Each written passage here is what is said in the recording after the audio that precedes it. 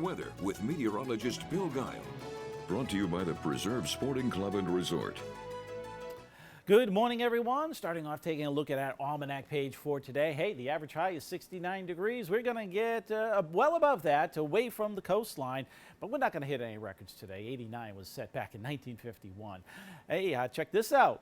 Sunset right at the top of 8 o'clock tonight, and we're still getting more minutes being added on as we approach the summertime. As we get into the third week of June, summer will officially begin.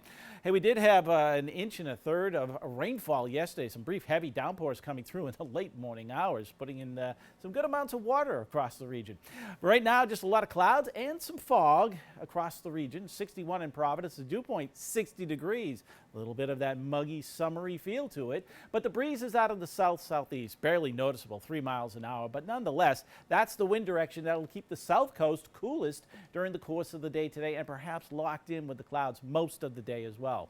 But right now, everybody's pretty much right around that 60-degree mark at this time, and the air is very warm and humid as you get back through the mid-Atlantic states. In fact, look at the dew points here, mid and upper 60s. So that's summertime mugginess out in this region.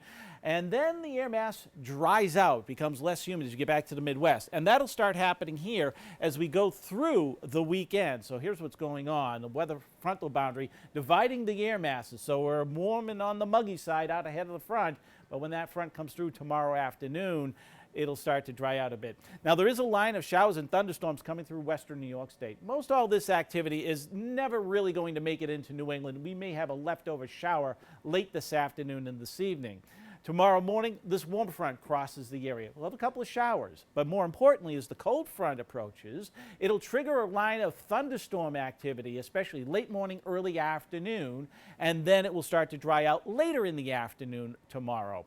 Heading into Sunday, again, a lot of clouds around, breaks of sun, and a shower threat. That's pretty much about it. So let's break this down for you as we go through time here.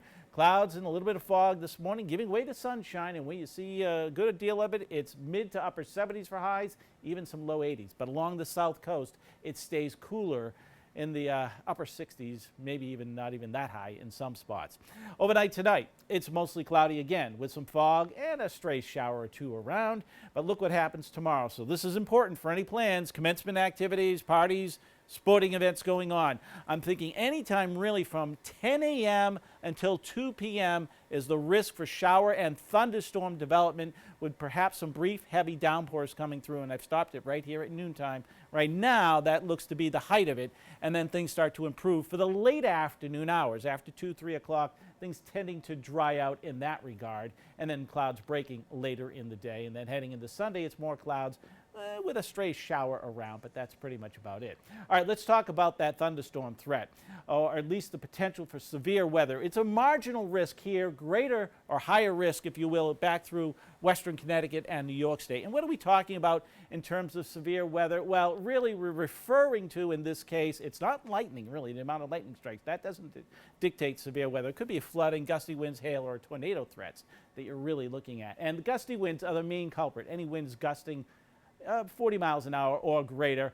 There is a small risk of some hail as well, and rainfall amounts 1/4 to a 1/2 inch when all is said and done. All right, Sunday, we're drying out, less humid, in other words, still that shower threat, and then next week, a cooling trend through the 60s, maybe 50s by the end of the week. That's your latest forecast.